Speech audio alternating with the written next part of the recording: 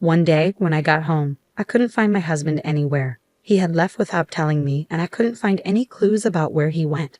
A few days later, I discovered that he and my sister had run away together to get married. That was 12 years ago. Recently, he called me and said he was coming back home with my sister, his wife now, and that I should leave his parents' house. He was upset that I was living there. It's been 12 years since they ran away, and it seems like he wants to make my sister his wife officially now that things have calmed down. But they don't know. They don't realize how much our family, including me, has changed since then. My name is Melanie Miller, and I'm 27 years old. I studied web design and worked at a company where I met my husband Shane. Shane is a friendly guy who works in sales. We fell in love quickly and got married after a year of dating. After we got married, we moved in with his parents. I quit my job at the company and started working as a freelance web designer from home. I wanted to take care of our home and support my husband's lifestyle. At first, it was hard for me to find a steady job, so my income wasn't always reliable. But now things had changed. I was able to find work easily and make a steady income. I could work at my own pace and prioritize my family. I cherished the time I spent with my husband and his family in the mornings, evenings, and before bed. Life felt really good. But I started to notice a change in my husband's behavior. It began when I started making twice as much money as I did at my previous job just 2 months earlier. I was thrilled to have reached and exceeded my old salary. I couldn't wait to tell my husband when he got home from work. Shane, guess what? Last month, I made twice as much as I used to at my whole job. What? Seriously? Your old job paid pretty well, didn't it? Yeah, but I've been wanting more. I finally did it. Yeah, sure, that's great. You want me to throw you a party? My husband's response was unexpectedly sarcastic and negative. I couldn't understand why he was acting that way, so I asked, Shane, are you upset with me about something? Did I do something wrong? I thought you'd be happy for me.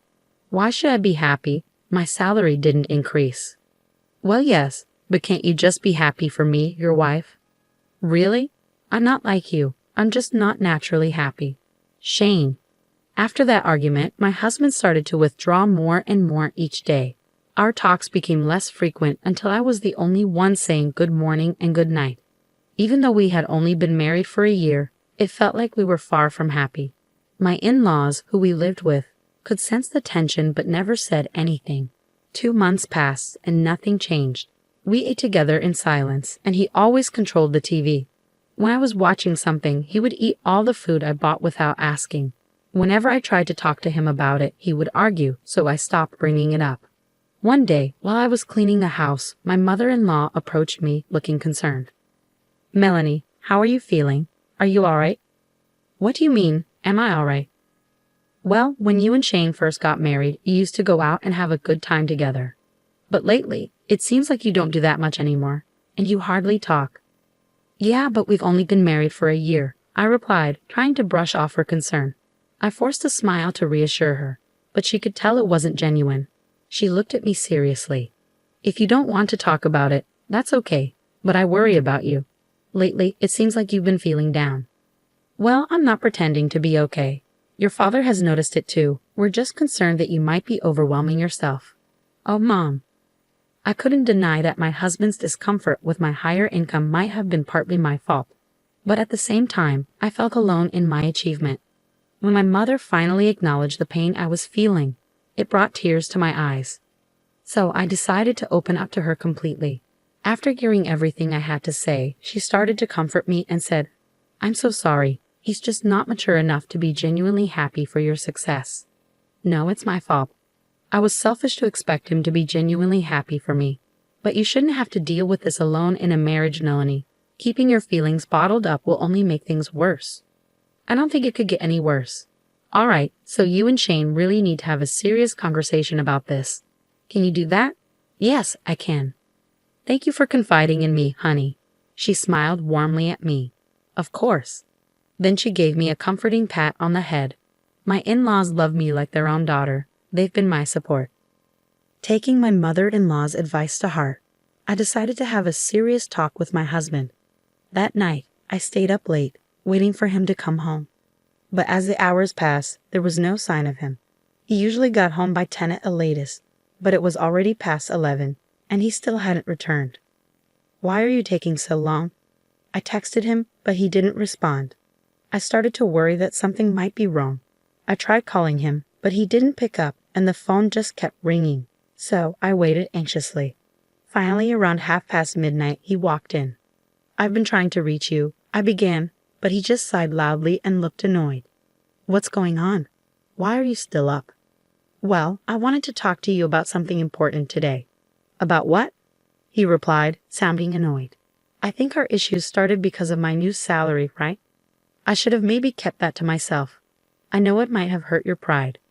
As soon as I said that, I felt a shiver down my spine. He was standing there, looking cold and distant. I was scared stiff. He responded with anger.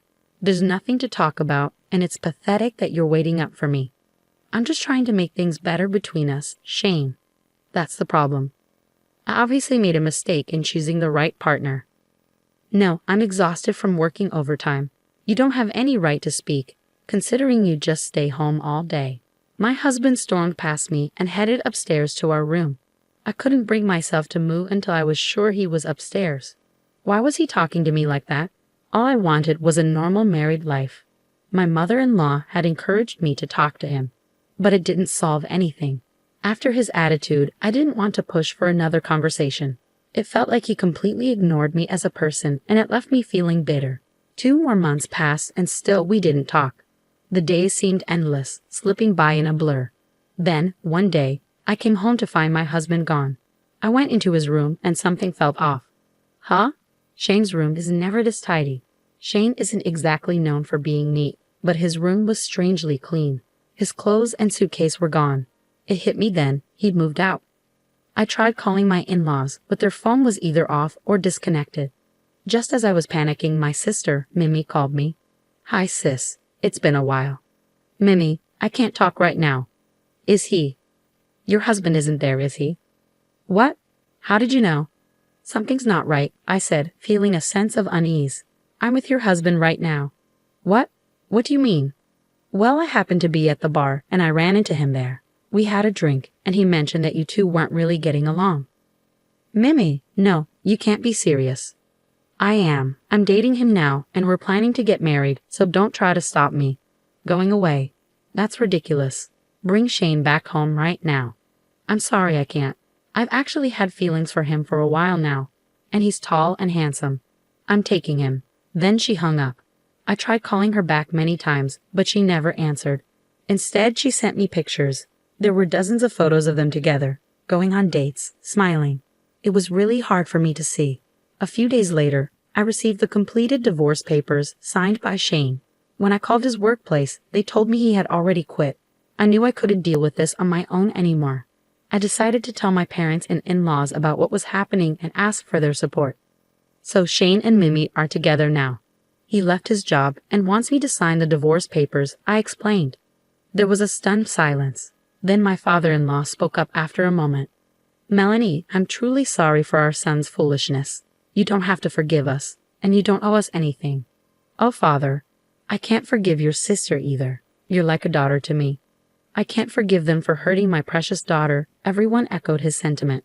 In that moment, our feelings towards Shane and Mimi changed completely. My in-laws were already considering moving to a new house, and after this they said, we want nothing to do with our son anymore. And they moved without telling him. My parents also decided to cut ties with my sister. If she ever comes back, we'll act like we don't know her. Someone who would betray their own sister like that isn't our daughter, they said. So I decided to go back home to my parents.